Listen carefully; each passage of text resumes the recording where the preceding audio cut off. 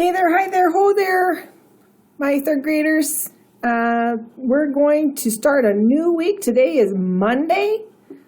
We are starting on week 29. So here's our DMA for today. We're going to start off with our multiplication and division equations. So remember that when we have a multiplication equation, the answer to a multiplication equation is called the product. The numbers that we are multiplying are called the factors. So let's take a look at the first equation. It's 9 groups of 9.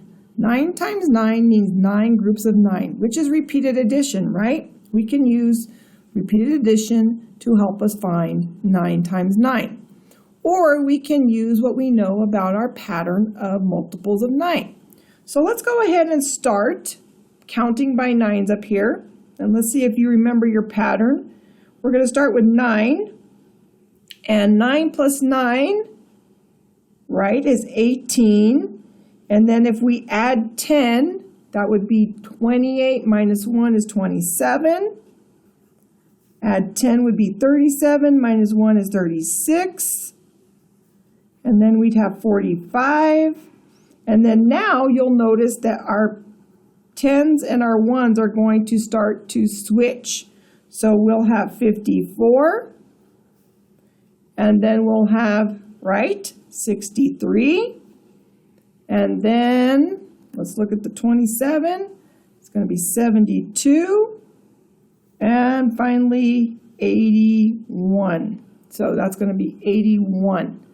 Now, by the time we get to our 9th group of 9, we'll have 1, 2, 3, 4, 5, 6, 7, 8, and 9. So 9 groups of 9 is, right, 81. Now, to write a division equation that is related to this, now remember it's not equal but related, we would take 81 divided by 9, and we can always use division to check. All right, now that we have our groups of 9 up here, we can actually use this we can use our multiples of 9 for our division equation. So let's think about this. If I was at 54 and I was adding groups of 9, well, how many groups of 9 did it take me to get to 54?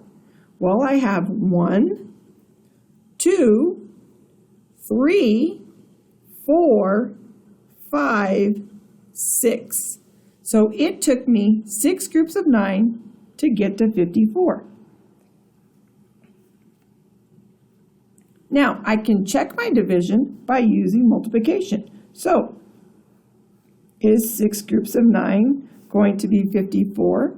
Well, we could go ahead and add 9 plus 9 is 18, plus 9 is 27, plus 9 is 36, plus 9 is 45, 45, plus 9 is 54. So 1, 2, 3, 4, 5, 6 is going to be 54. The next problem we have is 20 divided by 4. So remember, when we're using division, this is our dividend. We're going to take these objects and we're going to break them up into groups. Now, if I know my multiplication facts, which you might know what 4 times what this number is, what is that number going to be? We can put a letter there and we can figure it out. Or we can take our 4 groups and start breaking up the 20 into equal groups. So I could start with 2s, 4, 6, 8, 10, 12, 14, 16. Now I'm getting pretty close, so I'm going to do 1. 17, 18, 19, 20. So I have 2, 2, and 1 makes 5. 2 and 2 is 4 plus 1 is 5. So Each one of these groups has 5 in it. So 20 divided by 4 is going to be 5. Now let's take a look at our next problem. It says Jordana saw 5 stingrays. She counted 9 spots on each ray. How many spots were on the rays altogether? So it altogether lets me know that we're going to be using either repeated addition because we have 5 stingrays and 9 spots on each stingray, and they want to know how many spots there are altogether, or we're going to be using, you guessed it, multiplication. Right, so my stingrays are my groups. The number of objects that are in each group are the spots on each ray. And our total is wanting us to find all of the spots. So I'm going to flip my paper over to my area where I can show my work. And this is going to be on day 1. So under day 1, we know that this is multiplication because I have 5 groups. 5 groups of 9, meaning these are my stingrays. These are the spots each. And we want our total spots, right? All of them.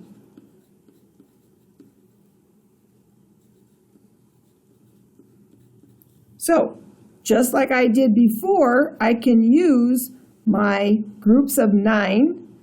And if I go back to where I was earlier, well, if I have 5 groups of 9, I have 1, 2, 3, 4, 5. Or I could count by 5s, right? So 5, 10, 15, 20, 25, 30, 35, 40, 45. So 45 is going to be my total spots.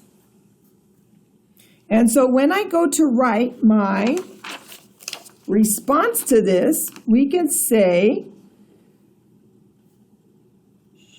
there will be 45 spots because we multiply